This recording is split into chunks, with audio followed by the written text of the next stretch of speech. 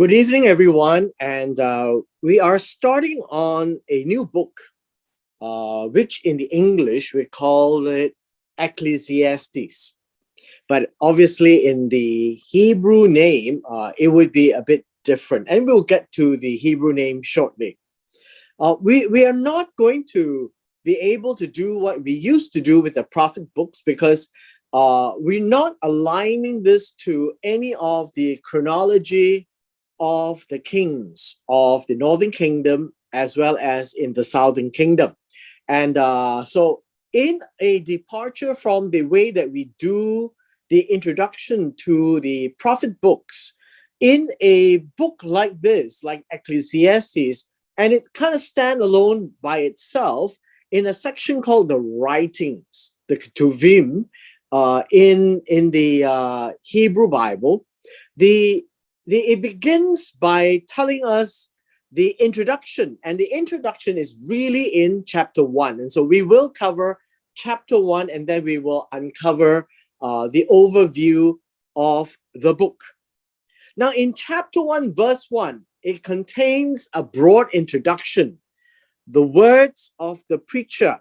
And the words here is davar. And we have seen this many times, particularly in the what you may call it, in the prophet books, the word that came to Amos, the word that came to Micah. And so these are the same expressions, which tells us that these are serious words of the preacher. And these are things to pay attention to. So in the prophet books, when we read the words of so-and-so, it's something to really pay attention to. Now, at this point in time, the word preacher is the word Kohaleth. Let me just put this down. Kohaleth.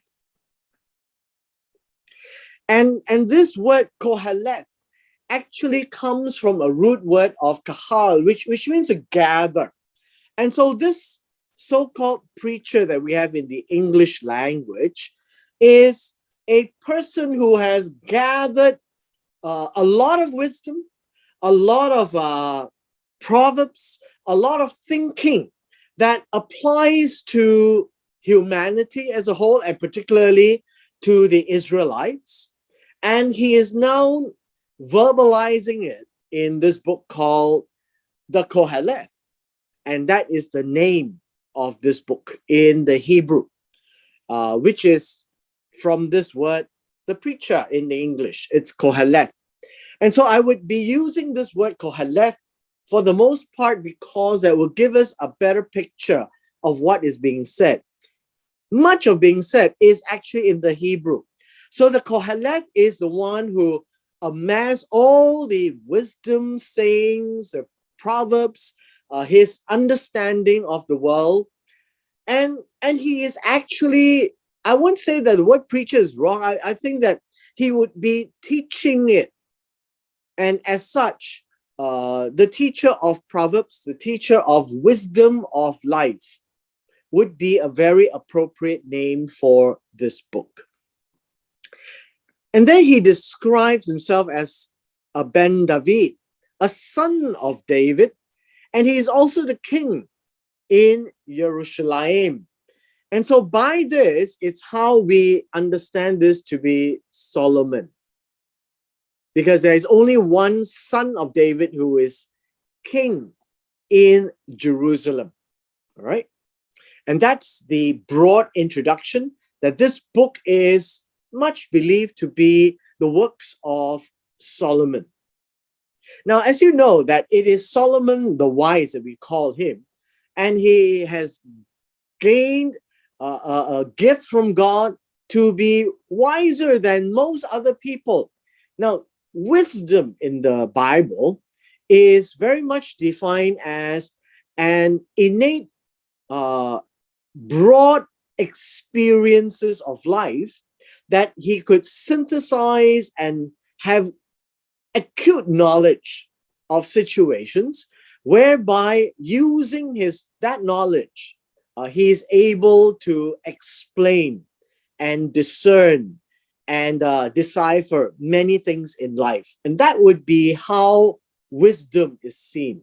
And the more you know God, the better about life that we can tell. So the definition of wisdom is not the Oxford Dictionary, but very much from the Hebrew Bible. Now, the next verse is important because this is what we call the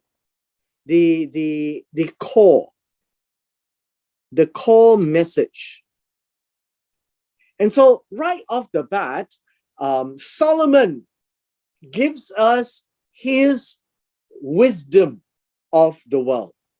And so he says, the preacher, vanity of vanities, vanity of vanities, all is vanity. So everything is vanity. And so what we need to do now is to unpack this, because this is used many times in this entire book. At least 7 times it's been expressed this way. And the word vanity may not be an accurate word in this context. So let me just briefly explain this to you. The word vanity comes from the word hevel. Hevel. And Hevel would be what we know as Abel in Genesis chapter 4. Cain and Abel. And the Hebrew name for Abel is Hevel. And that is this word here that is translated as vanity. Now, if you look at this word, the word Hevel actually means vapor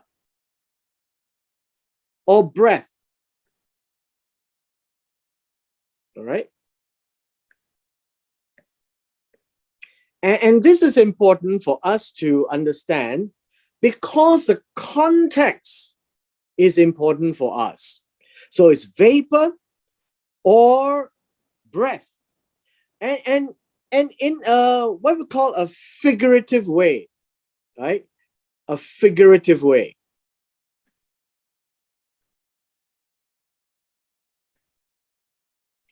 It means emptiness or vanity. But this wouldn't be the proper way of looking at what Solomon is saying here. So let me now express my view of this word. And when we get through the entire book of Ecclesiastes, you will realize that the word emptiness and vanity doesn't apply. And it cannot apply. It has to be within context. So look at this word, vapor and breath. That is Hevel. When Cain and Abel came around in Genesis chapter 4, the name Hevel or Abel was used was very apt because Abel's name and his character appeared and he disappeared just as quickly as he appeared.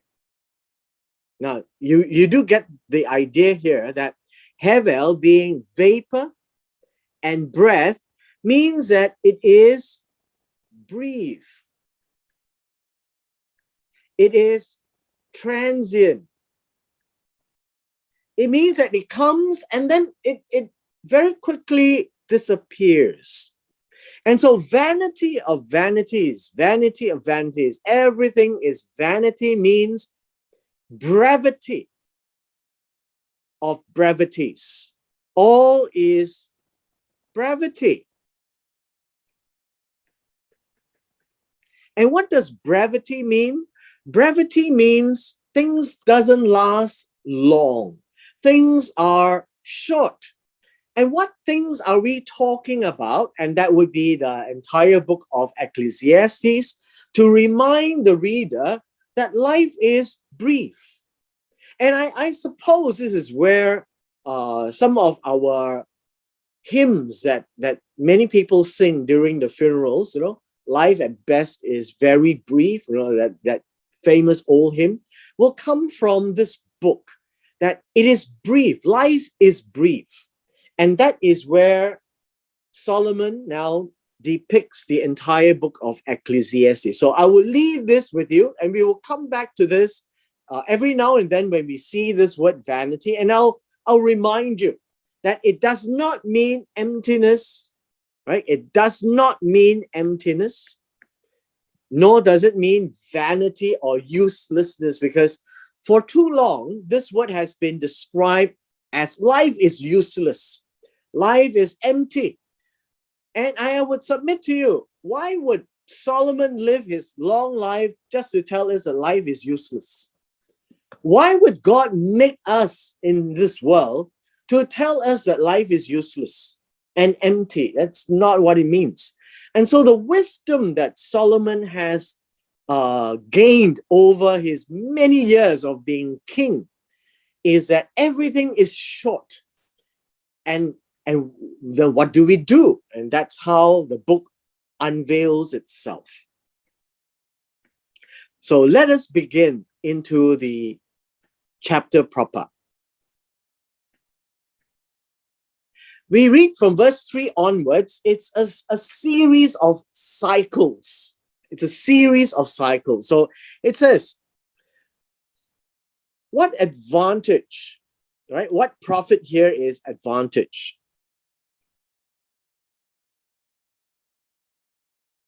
Has a man from all his labor. A man here would be Adam. And by Adam, I think it would mean mankind, right? Not just a man in itself as in male gender. Mankind in his entire labor, the things he toil, right? He works hard at, right? Things that he worry, things that trouble him. That's what labor here actually means. He's toiling, which he toils. Now, this is another very important phrase, under the sun. So let me just briefly describe this to you. The Hebrew Bible tells us two very important limits in where mankind looks at things. We have the land, and then we have the skies. And man is here on the land. And then we have the sun. And so what does it mean to be under the sun? It means everything that the light shines on, that's life that we can see, right? Light, that's life as we know it, under the sun. So this phrase is actually an idiom. Life under the sun, life as we know it, life that we can see.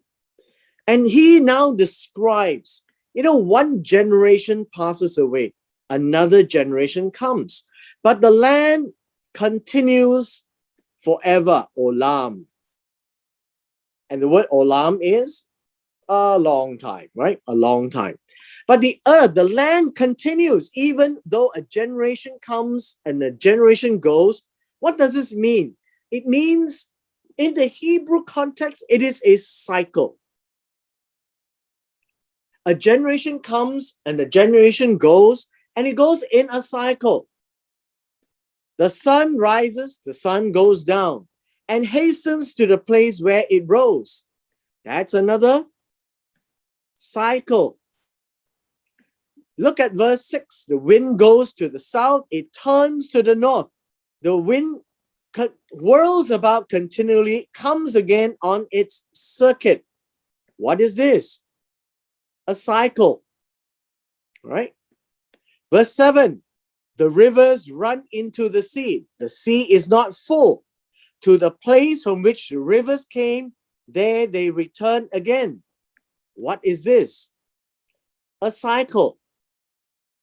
So you see that what Solomon is trying to tell us in so many words is that life under the sun, when you work and worry and trouble for all humankind, we are in a cycle.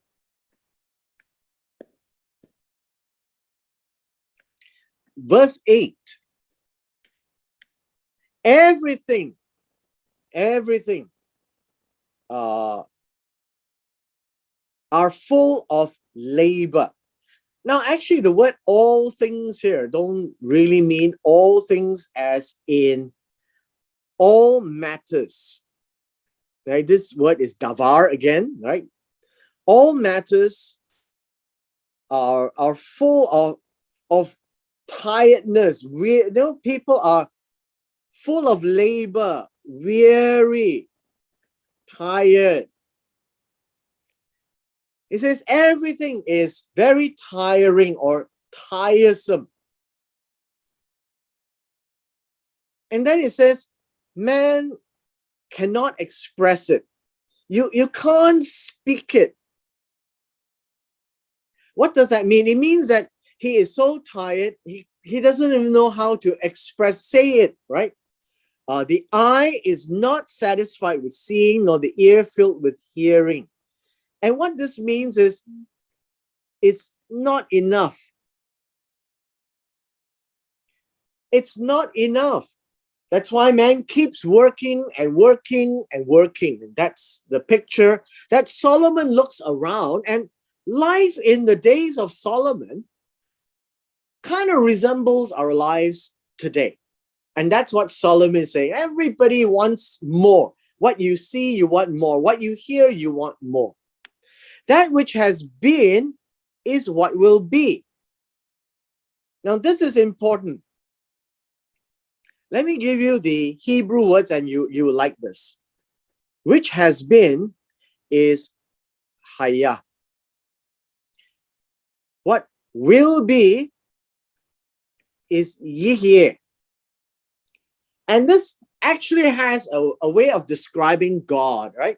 God has been and will be, right? And that describes very much about the past and the future, things that has gone by and things that will come again. And it says that which is done is what will be done. There is nothing new under the sun. Now, let me just put this in a different color, under the sun. So let's talk a little bit about this. Verse 9 is basically saying everything is in a cycle. What starts comes to an end, and then it starts again. It's a cycle, which is done and it will be done. Nothing is new under the sun. New means fresh.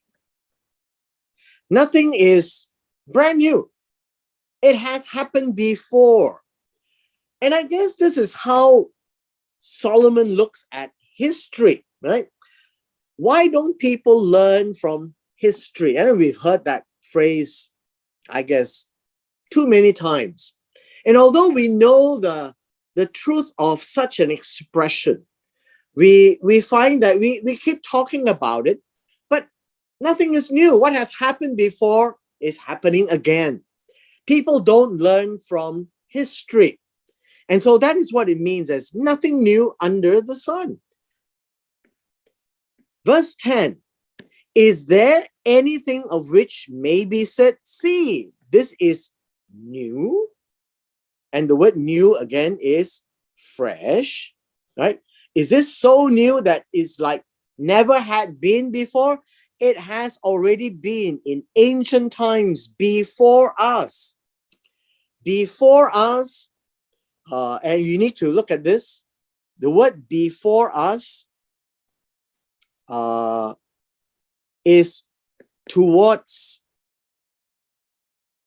our faces. Now, this is important. In ancient times, that would be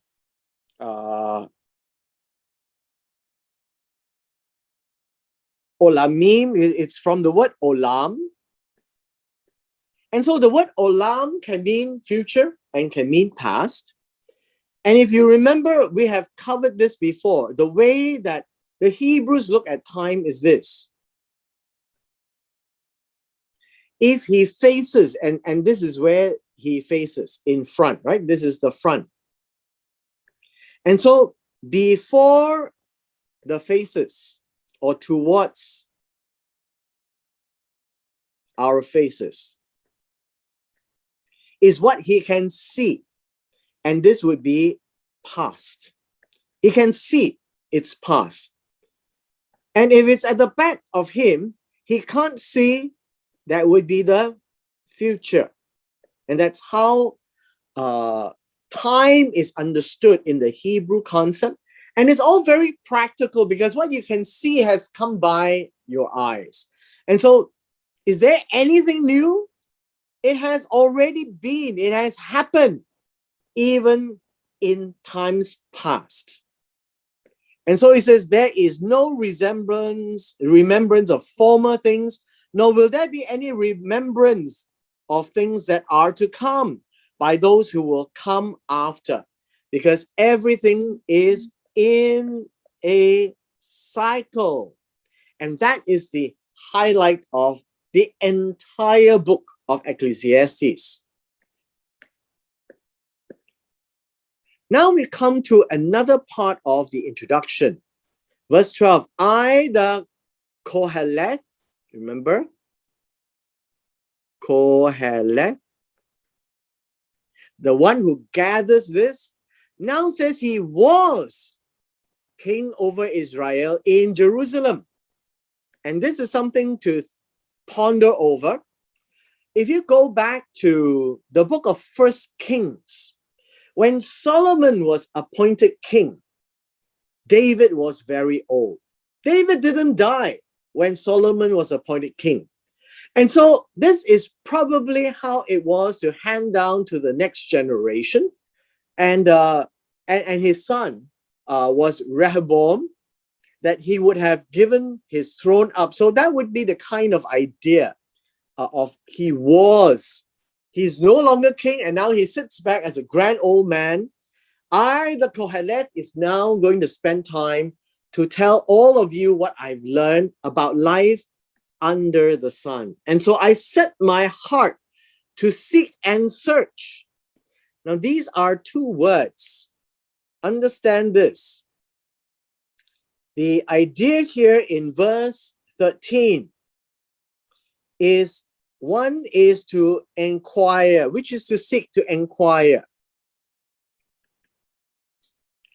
The second word here is search, that's translated search. It is to spy or to explore. And so what do we have here is really an A and a B. It's the same idea. And what does he want to do? He wants to go and set out and learn by wisdom. And remember what I said about wisdom? Hokmah.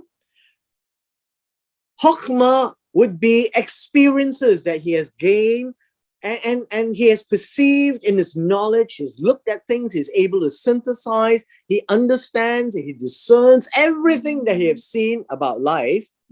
And hence, it is important then for us to realize that that's wisdom to Solomon. And he wants to learn about all these things about life concerning all that is done under the skies. Right? Under the skies. And that would be an equivalent term of under the sun. Right? Under the sun. That this burdensome task God has given to the sons of man by which they may be exercised. Now, we need to understand this very carefully. Let me just briefly describe this to you. In verse 13, we have to understand a couple of things. The word burdensome is ra, and that means evil. Right? The word task is occupation. Things that man has to do. And so why is this a burdensome or evil task? And so you remember, The word evil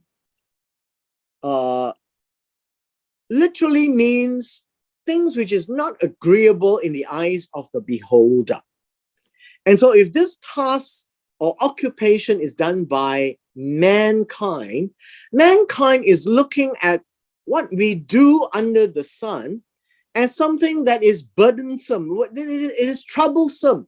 It is not the nice things. And everybody wants to kick up their leg and enjoy life like in the Garden of Eden, right? You can walk around and pluck your food. But it is not so, because now God, outside the Garden of Eden, has given to the sons of man. The word sons of man, and by man here would be Adam, and sons of humanity, that all of humanity by which they may exercise. Now, this word exercise is to be busy, right? To be busy, to be occupied. Hence, we get these words. When you're busy, it's called your business. When you're occupied, that's your occupation. And hence, mankind under the sun is busy with life, doing so many things in life. And that's what Solomon is looking at right now. And so when man left the Garden of Eden, his job was to toil under the sun, that he would eat bread with sweat coming down his brow, right? So all of these are very important things to note, that is how God has determined life outside the Garden of Eden. And so he says, I have seen, now understand this, that the Kohaleth have seen all the works that are done under the sun. The word works is masim, and this will really mean all the undertakings, all the things that are done, all the work that is done, that is under the sun, not under the sea, but under the sun. But it can be seen. So as I mentioned to you, the phrase under the sun is life that is seen. And so his conclusion is this, and indeed my conclusion is all means everything, is vanity and grasping for the wind. Grasping for the wind is, well, I think you could use the idea of feeding or longing or feeding for the wind, the ruach. All is vanity, it's brief. You are doing something, but whatever you're trying to get at is what we call is nebulous. It is there, but it's no longer there as soon as the wind stops blowing.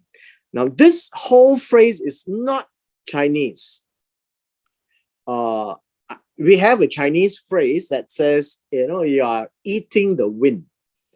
But the idea here of grasping for the wind or longing for the wind, and the idea here is to watch the wind blow, might be a better word. All is brief. When you look at the wind doesn't blow all the time, but after the wind blows and after a while it stops. And hence it is this word, it is brief. Indeed, everything that's done under the sun is short. Now he goes on to some words of wisdom. What is crooked cannot be made straight. What is lacking cannot be numbered. You can't count. So I commune with my heart. Now this is a very interesting, very Hebrew way of talking about it. So I, Solomon, or the Kohaleth, speaks to his heart. This is a very Hebrew way of saying, I'm saying something to myself. Right? Something to myself.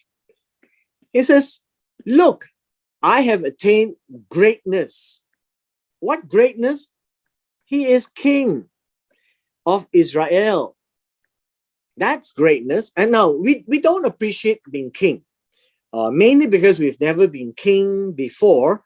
But I think it's important for us to realize that being king is a big thing in Israel, or in any country for that matter, because you are the number one. You're like Pharaoh. Joseph is not Pharaoh. Joseph is one below Pharaoh, so not as great. But Solomon, on the other hand, is number one. He took over from David, his father. And so he has greatness that nobody can appreciate. And those of us who are reading cannot appreciate that. But all we need to know is his greatness far surpassed all the greatness that we ourselves have gained. And that he has gained more wisdom than all who were before me in Jerusalem. Now, obviously, we do not disagree with the fact that he is wiser than all who came before. So my heart, myself, right, I have understood. And the word understood in verse 16 is, interestingly, the word comes from see. And of course, see would be to perceive. And as I mentioned, wisdom and knowledge has to do with what he sees and experiences. He sees things under the sun.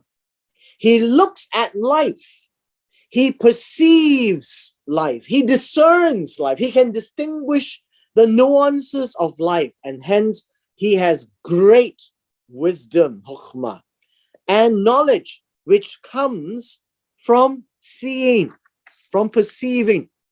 And so let us not misunderstand that knowledge and wisdom is zapped by God. So when God gave him the gift of wisdom, it is not that suddenly he became an 80-year-old man's wisdom at his tender age. That he, over the years, can see life differently from others. He understands, he perceives, he discerns, he synthesizes, he analyzes, and thereby he can apply. And that's called wisdom. And he says to himself, and I set my heart to know wisdom and to know madness and folly. Now, this is interesting. Wisdom has lots of experience, right? Experiences that he can apply. He can know what is the good side of life, but he's also seeing the other side of life. Well, right here it says the foolishness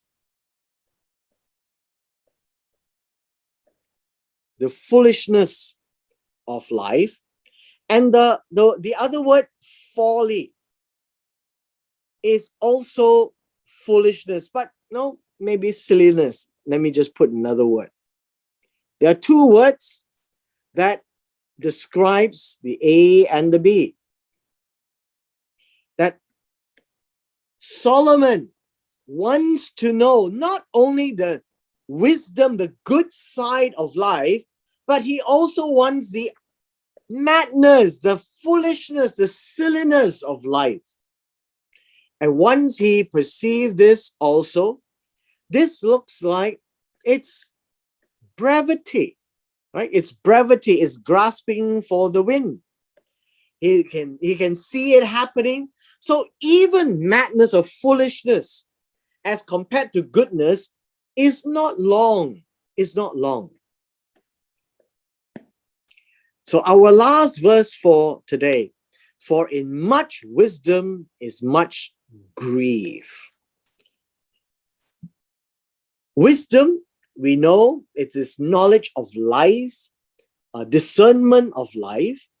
But he says there is much ka'as, the idea of grief here is not exactly grief. I think it's better expressed as anger, right? Anger, indignation.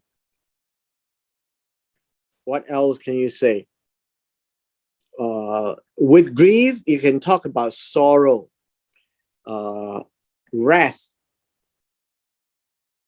And the idea is this: when he sees so much of life, not everything is pleasant. He saw remember, the madness and folly, the silliness of life. He saw that too. And that he learns more about life. And he says all of this is watching the wind, right? Trying to long for the wind or feeding on the wind, which is what? Something that you cannot see. Why is man trying to grasp or hang on or look at what the wind is doing? Because the wind will come and the wind will go. And as Solomon looks at much wisdom that he has gleaned in life, he has gained a lot of sorrow, grief, which comes in these forms: anger, indignation, wrath. He's not happy as well. So there is life under the sun is both, right? The left hand and the right hand, which is very oriental. The Hebrew loves this on the one hand and on the other hand. And so when you look at life as the Kohaleth sees it, he sees both sides of life. And let me point out to you, in much wisdom, there is much grief. And then he says, increased knowledge increases sorrow. Right? And so the idea of sorrow here, right at the end, is described as pain. Right? Described as pain, affliction, anguish. And so what do we see finally here? We see an A and a B right here. But more importantly are these comparison: knowledge, wisdom. And then we see sorrow, grief. These are parallels. And so when you have much knowledge of life, you see and you feel more sorrow as well. You can't have your cake and eat it. That's what Solomon is saying. The more you have on one side that you try to gain, you would see the negative side of life. And in chapter 1 gives us the overview of the Kohaleth and his wisdom, which is his learnings, his gleanings, his perception, his discernment, his analysis, his understanding of the nuances of life, that he is able to look clearly, which we call wisdom or hokmah. And then life, on the other hand, there is also much anger, grief, and pain. It's not all anger, grief, and pain. Don't get him wrong, right? That's not what he is saying. He's saying that it's there. You cannot have the good side of life without seeing the downside of life. And so, as a conclusion of chapter 1, he is saying very clearly, look, I perceive that all these wisdom with the madness and folly is grasping for wind, trying to hang on to wind. It's not about uselessness, but the wind's effect is temporary. So whether it's good of life or the downside of life, it is still short. And that's his view of life. So we want to see more of this when we enter into the rest of the chapters. So understand that as we conclude chapter 1 is this: it is all about life under the sun. And that is the Hebrew view of looking at life. There is nothing abstract that he's talking about. It can be seen, it can be perceived, it can be known, it can be understood. And that could be the negative side of life. The toiling of life is there as well. We also know that. And we can see that it is brief, it is wearisome, but that is what God has given man to be busy with, that man will be occupied with, and that's what we have seen. And so the Kohaleth is saying everything is in a cycle. It goes round and round. It comes in and it goes. There's nothing new under the sun. And that is chapter 1. So vanity of vanities, all is vanity, literally means life is brief. Don't you see that? It comes and it goes.